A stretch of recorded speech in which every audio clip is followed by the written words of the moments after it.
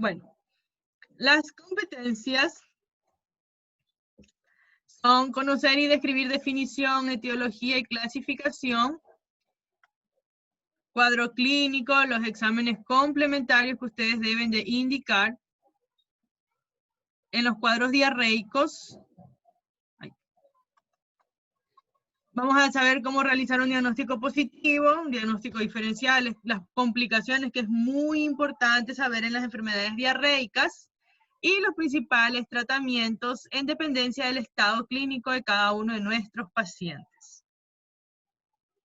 Entonces, para saber primero qué es una enfermedad diarreica aguda, tenemos que saber qué es la diarrea. La diarrea se considera cuando existe un aumento brusco, ya sea en el número, en el volumen de las deposiciones o en el cambio de su consistencia.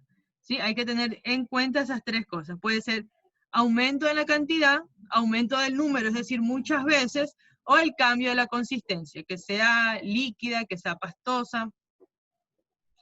Y que además se puede acompañar de síntomas y signos como son las náuseas, vómitos, fiebres y generalmente se acompaña de dolor abdominal y también disminución del apetito. La diarrea constituye a nivel mundial el segundo caso. Los segundos casos de consultas más frecuentes, las enfermedades diarreicas, solo están ubicadas por detrás de las infecciones respiratorias agudas. ¿Sí? Después son siempre las diarreas, sobre todo en edades pediátricas, ¿sí? Generalmente, o la mayoría de los casos, la diarrea puede ser simplemente una traducción de alguna transgresión alimentaria, de algo que puede ser pasajero, de unas vacaciones o de que nos fuimos a algún otro lado, pero muchas veces constituyen realmente serias complicaciones que pueden acabar con la vida de las personas. Generalmente, si se tratan de niños menores de 5 años, menores de 1 añito, es mucho más complejo, o en adultos mayores a 65 años. ¿Sí? Tienen que tener cuidado porque puede evolucionar con la muerte en cuestión de horas. Entonces, la enfermedad diarreica aguda es un proceso mórbido independientemente de su causa, porque puede ser por una infección viral, bacteriana, parasitaria, puede obedecer también a causas no infecciosas como enfermedades neoplásicas, enfermedades inmunológicas, ¿sí? Su síntoma más importante va a ser la diarrea, que se puede o no acompañar de trastornos hidroelectrolíticos y del equilibrio ácido básico. Y lo fundamental que es aguda porque no va a exceder los 14 días de evolución. Si es un cuadro diarreico que tiene más de 15 días de evolución, entonces vamos a estar hablando de una enfermedad diarreica ya crónica. La epidemiología, la enfermedad diarreica aguda obedece a varias causas, ¿sí? A varias causas etiológicas, pero cuanto a la epidemiología, es decir, a lo que nos rodea, hay un factor común. Y es primero la malnutrición, ¿sí? El hacinamiento, la falta de higiene y la ignorancia de las normas sanitarias. Estos 4 factores influyen en un aumento en el índice de los cuadros diarreicos. Actualmente, les hablo de acá Paraguay, no sé cómo estará en Brasil, pero en los hospitales se ha disminuido significativamente el control o las consultas por enfermedades diarreicas agudas. Y en un estudio se determinó que es debido a que ahora, debido al coronavirus, nosotros hemos aumentado nuestras normas sanitarias. Ven que nos estamos lavando la mano todo el tiempo, no estamos cerca de las personas, no compartimos vasos, cucharas, bombillas. Entonces, todo eso ha favorecido, no solo en que no se transmita el coronavirus, sino también que ha favorecido en otras enfermedades, como son, en este caso, las enfermedades gastrointestinales, ¿sí? Además de otras infecciones respiratorias agudas también, han disminuido significativamente su índice. Según la OMS, el 70% de los casos de diarreas en Latinoamérica se deben a alimentos contaminados. Y otra de las cosas es que en nuestra región, en 17 países, las enfermedades diarreicas se encuentran entre las 5 primeras causas de muerte, sobre todo en edades pediátricas. Se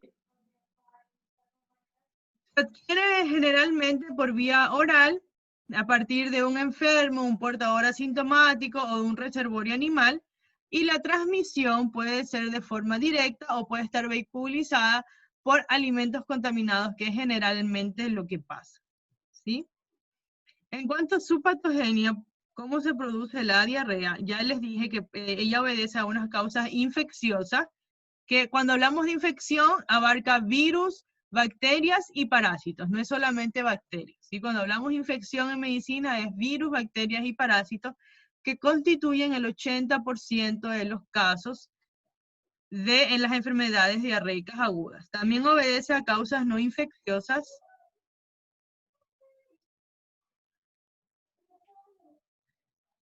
También obedece a causas no infecciosas, como ya les dije, puede ser una transgresión alimentaria, una intoxicación alimentaria, puede ser enfermedades neoplásicas, enfermedades inmunológicas, otras afectaciones gastrointestinales.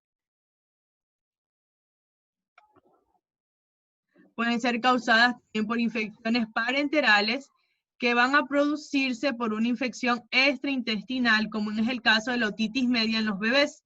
La otitis media en los niños, sobre todo menores de 1 añito, pueden producir cuadros diarreicos agudos. Cuando ustedes vean pediatría, van a darse cuenta que además de ser un poco pesada, en los niños lo que ustedes parecen que es todo, al final es nada, y lo que parece que es nada, al final puede ser todo. ¿Sí? Entonces, las otitis media, que también pueden evolucionar de manera no deseada, en los niñitos se puede presentar como un cuadro de diarreico agudo. Las causas fundamentales de diarrea aguda pueden ser infecciosas, dentro de las cuales pueden ser entéricas y extraintestinales. Alergias alimentarias muy frecuentes, sobre todo en las personas que padecen alergia a las proteínas de la vaca y a la proteína de soja. Trastornos en la absorción y digestión, como el déficit de lactasa o el déficit de sacarosa isomaltasa. En los cuadros quirúrgicos, como son la apendicitis aguda, las invaginaciones, la ingesta de fármacos, como en el caso de los laxantes o antibióticos. Esto es muy importante también. Hay personas que suelen tener, por ejemplo, sinusitis. Y la sinusitis, el tratamiento es con antibióticos por 15 días. Entonces es una carga bastante fuerte, ¿verdad? Entonces generalmente después de 5 o 7 días que la persona está con antibióticos empieza a tener diarrea. Cuando nosotros hagamos el interrogatorio de nuestro paciente, tenemos que preguntar eso, si está tomando o no está tomando algún medicamento. Paciente con diarrea, ustedes deben preguntar, ¿está consumiendo algún medicamento? Porque muchos antibióticos suelen tener ese efecto secundario. Las intoxicaciones por metales pesados, como en el caso del cobre y del zinc.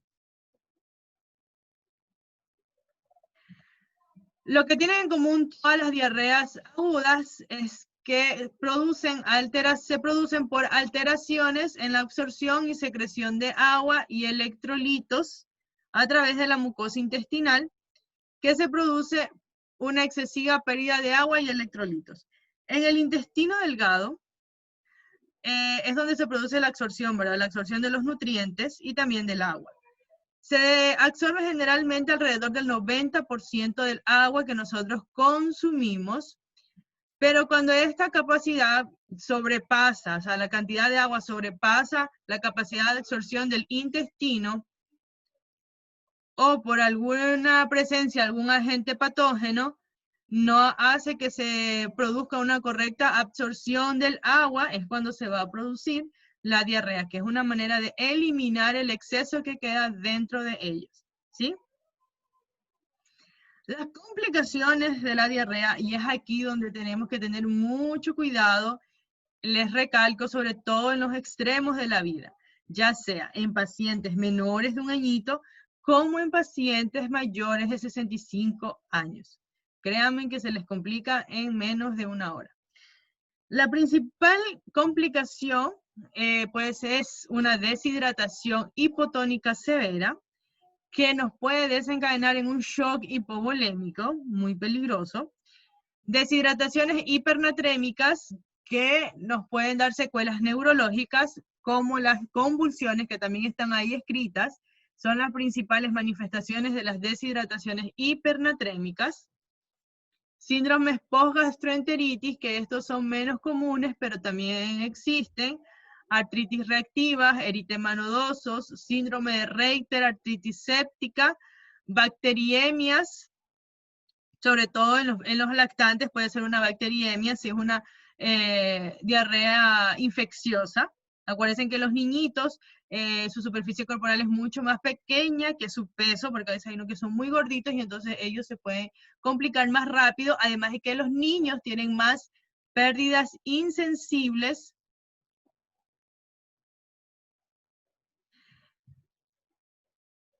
Sí, eso también. Camila justo nos está escribiendo que la metformina también produce diarrea. La metformina es un hipoglicemiante oral. Y a veces cuando los pacientes utilizan ya mucho tiempo metformina, lo que se les hace es tratar de cambiarles de medicina o modificar la dosis o volver a controlarlo, pero generalmente ese produce eso, la metformina. Y por eso, ya.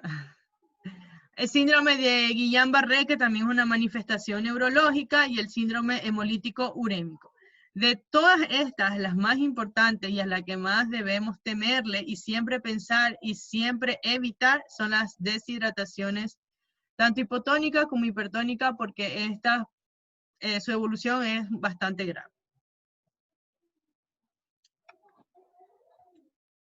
La conducta a seguir ante un cuadro de un paciente con una enfermedad diarreica aguda, tenemos que tener en cuenta primero el estado en que llega el paciente, ¿sí? Y también tenemos que valorar que las diarreas, hay que valorarlas bien. Clínicamente tenemos que valorarlas muy bien, porque no es la cuestión de que el paciente va a llegar y le vas a mandar a hacer frotis, le vas a mandar a hacer hemograma, le vas a mandar a hacer... No. Primero tenemos que observar y examinar cómo nos llega este paciente para luego encasillarlo en qué tipo de tratamiento ustedes deben de realizar con ellos, ¿sí? Y entonces aquí nos vamos a basar en este cuadrito. En este cuadrito teniendo en cuenta el estado físico del paciente. Vamos a determinar primero el grado de deshidratación. Hay 3 grados de deshidratación en la diarrea aguda. Tenemos deshidratación leve, deshidratación moderada y la deshidratación severa. ¿Está bien? Entonces, en la deshidratación leve, y las cosas que vamos a tener en cuenta de nuestro paciente son su aspecto general, el sensorio, o sea, su sistema nervioso, las mucosas orales, sus ojos, la elasticidad de la piel, la sensación de sed, su frecuencia cardíaca, su tensión arterial y la diuresis, ¿sí? Entonces, cuando un paciente llega con un buen estado general, neurológicamente bien, orientado en tiempo y espacio, ustedes le preguntan nombre, fecha, dónde está, y les preguntan todo de manera correcta, revisan cavidad bucal, está todo bien, la lengua está hidratada, sus ojos son normales, la elasticidad de la piel está conservada, ustedes así la hacen así y está conservada, regresa normal a su lugar, perfecto, no tiene sed o puede que tenga sed normal, poca sed, toman la tensión normal y la diuresis está orinando. Ustedes les preguntan, dicen que sí, que está orinando bien, que orina en su casa, entonces ustedes lo encasillan que tiene una deshidratación leve, ¿verdad? Pero si les llega un paciente así irregular, que ustedes lo ven un poco decaído, que no sabe quién es, o no sabe dónde está, o no sabe el día, o simplemente no habla, una lengua seca, una boca seca, los ojos van a estar hundidos, ya la piel va empezando a tener ese signo de pliegue que no regresa rápidamente a su lugar, ávido por agua, con sed, con una frecuencia un poco alterada hacia la taquicardia, con la presión arterial baja y una diuresis disminuida. Les dice que él se levantó hoy a las 6 de la mañana, orinó y ya van a ser las 11 del día y él no ha orinado nada, no siente ganas de orinar, o te dice que orinó anoche antes de dormir y que en lo que va de toda la madrugada, de la mañana, él no ha orinado. Entonces ahí lo vamos a encasillar como una deshidratación moderada. En el caso que llegue un paciente súper mal, pero mal, que ustedes lo vean, generalmente alguien tiene que traerlo, no va a poder caminar, va a estar hipotónico, es decir, no puede mover los brazos, no puede mover las piernas, incluso no va a responder a estímulos, una mucosa oral extremadamente seca, incluso puede tener todos los labios ya partidos, los ojos van a estar hundidos y además de eso van a estar resecos, el signo de pliegue muy marcado en la piel, muy sediento, ávido de sed, y ustedes se pueden dar cuenta incluso por la resequedad de su boca, sin TA, una TA que ustedes no la van a encontrar para nada, y va a estar muy taquicárdico y con una diuresis disminuida o puede estar incluso anúrico, o sea, puede no haber orinado ya en más de 10, 12 horas. Y entonces ahí lo vamos a encasillar a un paciente con una deshidratación severa, ¿sí? Y esa deshidratación severa es muy, muy, muy complicada. Ahora, en dependencia, ustedes ya examinaron a su paciente, ¿verdad? Ya lo examinaron y lo encasillaron en uno de los 3 lugares. Paciente con una enfermedad diarreica aguda con deshidratación leve. El paciente con una enfermedad diarreica aguda con una deshidratación moderada o con una deshidratación severa. En este caso, vamos primero a tratar a un paciente con una deshidratación leve o paciente que está bien hidratado, ¿verdad? Pero siempre tenemos que tener pendiente eso, que lo principal a lo que nos va a llevar la diarrea es a la deshidratación, ¿sí? Y eso es lo que tenemos que evitar a toda costa. Entonces, el primer plan terapéutico va a ser dirigido a estos pacientes que están bien hidratados. Entonces, aquí vamos a incluir a todos los pacientes con diarrea que van a estar clasificados como bien hidratados, pero no vamos a incluir en este grupo a los pacientes mayores de 60 años, a aquellos pacientes que tienen enfermedades crónicas, a los inmunodeprimidos con riesgo y también a los niños menores de 5 años. Lo que pasa es que este no es pediatría, entonces no hace esa referencia, pero cuando ustedes vean en pediatría, van a ver las complicaciones que son mucho más rápidas en un niño que en un adulto en este caso, ¿sí? Entonces aquí vamos a incluir a todos los pacientes, pero no a los mayores de 60, a los que tengan enfermedades crónicas o inmunodeprimidos. Aunque estén bien hidratados, no se puede llevar con este mismo concepto, en este mismo plan. Vamos a excluir también a los pacientes que tengan sangre en las heces o que tengan diarreas con aspecto coleriforme. ¿Sí? Ustedes cuando un paciente, eso también ya vamos a ver ahora en semiología, llega con diarrea, entonces vamos a tener que preguntarle el aspecto de la diarrea. ¿Cómo es? ¿Cuántas veces al día la hace? ¿Qué color es? Si tiene estrías de sangre o si tiene sangre netamente. Si tiene mucus, también se le pregunta al paciente. ¿Sí? Entonces esas cosas hay que tenerlas pendientes. Y vamos a valorar a este paciente después de 24 horas. Ese sí es muy importante saber la frecuencia con que se evalúan nuestros pacientes. El tratamiento, en este caso, lo vamos a basar como si fuese una deshidratación leve. ¿Sí? Entonces, una deshidratación siempre vamos a tratarla con sales de rehidratación oral, 120 ml, es decir, medio vaso, después de cada deposición diarreica. O si el paciente quiere tomar a libre demanda, puede tomar sin problema, pero sin excederse 4 litros de sales de rehidratación al día. ¿Está bien? Eso no puede pasar. Usted medio vaso después de cada deposición diarreica, si quiere tomar más, puede tomar más, pero sin exceder los 4 litros de sales en el día. Otra cosa es que podemos chocarnos con pacientes que son de escasos recursos o algo y no pueden acceder a las sales de rehidratación. Eso se puede hacer en la casa. Ustedes indican a su paciente, hierven 1 litro de agua, le van a poner 1 cucharada grande de sal, 8 cucharadas pequeñitas de azúcar y le pueden poner también 1 cucharada de cualquier jugo cítrico. Eso mezcla y eso ya va a constituir como su sal de rehidratación oral, solo que va a ser casera, tiene que mantenerla en refrigeración y solamente va a durar 24 horas. Ese es igual que el sobre, igual que el que viene preparado, solo dura 24 horas. Eso es muy importante.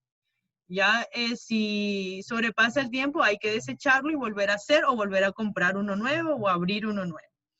No se limitará la alimentación, el paciente tiene que estar alimentándose de manera normal, pero vamos a evitar los alimentos que son excesivamente azucarados. Eso no se debe, normalmente no se deben consumir en exceso, ¿verdad? Pero en este cuadro le vamos a decir que los evite, ¿sí? Se indica mucho jugo de frutas naturales, sin azúcar, lógicamente está, calditos, agua de coco, esas cosas se le indican al paciente. No se administrarán antidiarreicos, antieméticos, anticolinérgicos, ni se realizarán exámenes complementarios porque estamos hablando de un cuadro diarreico que incluso puede haber sido por una transgresión alimentaria, es decir, el paciente comió de más o comió algo que estaba en descomposición y si ustedes le mandan exámenes al final va a venir todo positivo, o sea, todo negativo, va a venir todo normal, porque no es ninguna afección ni nada. Entonces, por eso nosotros damos todas estas indicaciones y vamos a valorar a nuestro paciente en 24 horas. Y ahí en 24 horas tenemos que ver pues si mejora, se mantiene o si empeora. Entonces, en dependencia de su evolución, nosotros también tenemos que ir manejando nuestra terapéutica. Estos pacientes podrán mantenerse en este régimen en 48 horas y de no haber mejoría, nosotros avanzamos a una deshidratación leve, ¿sí? Es decir, ustedes van a revisar a su paciente cada 24 horas. Pero si llevan 2 días y el paciente sigue igual, ni mejora, ni empeora, ni nada, entonces avanzamos a tratarlo con un cuadro ya de deshidratación leve. Paciente con deshidratación leve. ¿Qué pacientes entran aquí? Acá vamos a incluir a todos los pacientes que están en ese cuadrito, que lo podemos encasillar con deshidratación leve, o los pacientes que están bien hidratados, pero tienen más de 60 años, tienen enfermedades crónicas, son inmunodeprimidos, o presentan diarreas con sangre, y las pacientes que llevan más de 48 horas con una diarrea. O sea, los que están encasillados en el tratamiento anterior. Se excluyen pacientes con deshidratación leves que tengan diarreas con aspecto coleriforme. El esquema de tratamiento para deshidratación leve también sale de rehidratación oral, mantener dieta y no se utilizan medicinas antidiarreicas. Eso sí, para todos los cuadros diarreicos. Generalmente las personas cuando tienen diarrea, ellos van al médico porque quieren un medicamento que les quite ya la diarrea. Ellos no quieren estar con ese malestar, pero eso es como la tos, no se puede interrumpir, ¿sí? Entonces, no, la diarrea no se corta, eso está en todos los protocolos, está contraindicado ese tipo de tratamientos.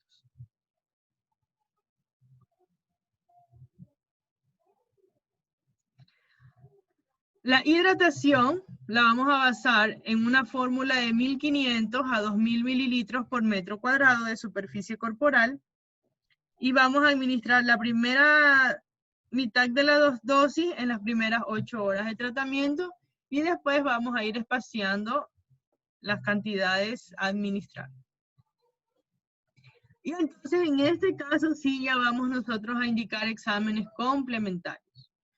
¿Cuáles son los exámenes complementarios? Son hemogramas con diferencial, estudio de las heces fecales, consistencia en conteo de leucocitos, los polimorfonucleares, coloración GRAN y vamos a buscar protozoarios. Vamos a remitir al hospital a los pacientes con deshidratación leve que se ajusten a los siguientes criterios. No todo el mundo tiene que ir al hospital. Eso también tienen que tenerlo cuidado y cuando estén en el hospital tienen que saber a quiénes ingresan y a quiénes no se ingresan. Los que a pesar de recibir tratamiento bajo el régimen de ingreso domiciliario o de visitas frecuentes de su médico, empeoran su estado de hidratación en 24 horas. Los que no mejoran después de las 72 horas de vigilancia estrecha en sus domicilios Los enfermos con diarreas de 7 días de evolución, aunque estén bien hidratados. Pacientes con enfermedades crónicas que tengan un estado general precario y con un pronóstico reservado. Y los enfermos que no tengan amparo filial ni apoyo social. Pacientes que cumplen criterios de deshidratación severa son los que presentan diarrea. Los pacientes intensamente deshidratados son los que están en el cuadrito, en la última columna. Y ahí también vamos a integrar a los pacientes que tengan diarreas con aspecto coleriforme o toxigénico, que va a tener toma del sensorio, que tienen hilo paralítico y que tienen shock hipovolémico. Estos enfermos van a ser atendidos en las salas de terapia intermedia con un personal médico competente y con posibilidades de una terapia intensiva. Vamos a realizar los siguientes exámenes complementarios: hemograma con conteo diferencial, ionograma, es muy importante para saber cómo está deshidratado, tenemos que ver cómo están todos los electrolitos dentro de ese organismo.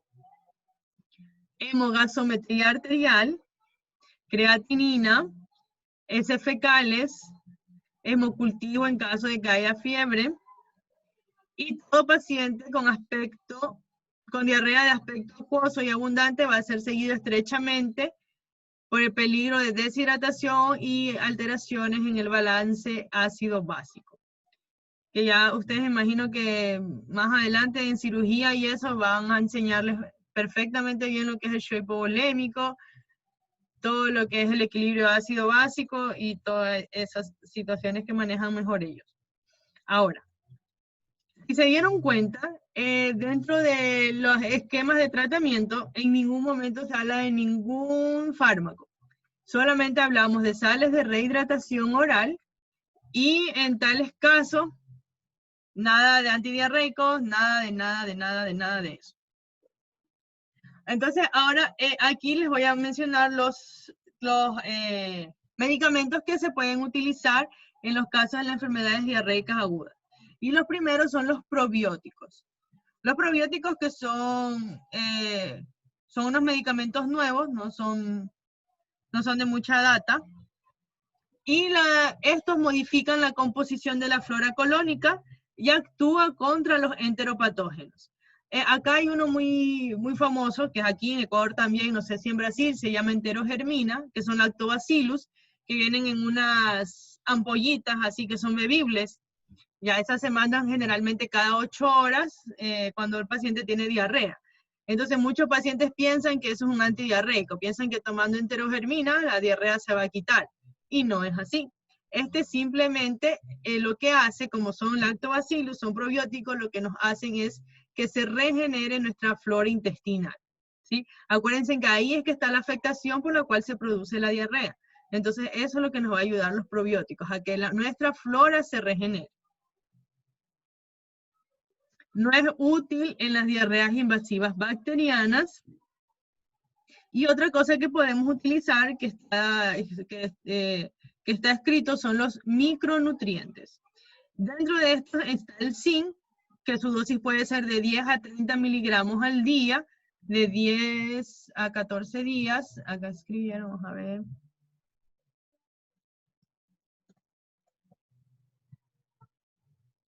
Ya no hay problema. Ya, y su efecto es que este nos ayuda disminuyendo la duración, la severidad y la recurrencia de las diarreas, y se debe incluir dentro del tratamiento farmacológico de las diarreas agudas. Pero ustedes siempre que tengan un paciente así, ustedes recalquen que estos tratamientos les van a ayudar con la diarrea, pero no le van a parar la diarrea, y también tienen que saberle hacer entender a sus pacientes que la diarrea no se debe de parar. Sí, porque la diarrea, ya les digo, es como la tos. Todo el mundo va al médico para que el médico le dé algo para que ya se pare la diarrea, para que se pare la tos. Y son cosas que no se debe hacer. Y los antibióticos y las diarreas, por Dios, solo se usará por una determinación de la causa, y esta causa la vamos a determinar con valoración clínica y con estudios diagnósticos, ¿sí? no utilicen los antibióticos de manera indiscriminada, peor en las diarreas. Si yo conozco mucha gente que ella tiene diarrea y empieza a tomar sulfa, sí, la sulfa cada 12 horas, no sé qué, le dan a los niños, y no es así, las diarreas obedecen a muchísimas causas, y hasta nosotros no tener comprobado de que sea bacteriana, no se dan antibióticos. Y eso va a ser con nuestra valoración clínica, un paciente que tiene fiebre de 48 horas de evolución, que no disminuye o que disminuye parcialmente con antipiréticos y vuelve a subir. Sí, entonces ahí nosotros vamos a mandar un conteo de leucocitos y entonces ahí nosotros vamos a corroborar nuestra infección bacteriana. Ahí ya nosotros podemos ponerle tratamiento antibiótico. Caso contrario, no se pone antibiótico. Es lo mismo que la gripe. La gripe es viral y todo el mundo ya quiere tomar amoxicilina para la gripe, cosa que por eso es que estamos como estamos. Entonces, chicos, esa es la clase de hoy. Ahí está mi referencia bibliográfica, pueden buscar para profundizar en el tema también. Está en el tomo 3, en el capítulo 201. No sé si tienen alguna pregunta o algo.